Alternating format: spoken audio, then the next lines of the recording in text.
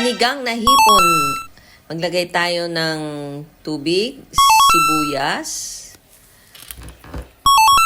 luya. Dagdagan natin ng sibuyas, bawang.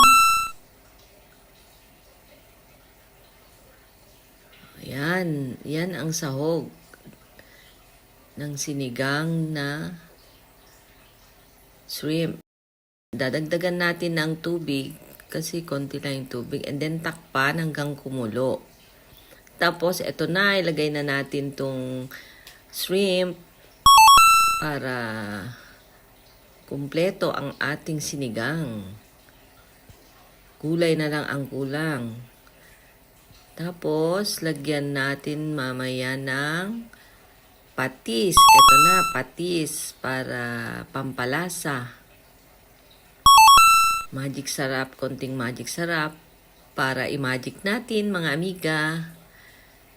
Tapos yung pampa-asim.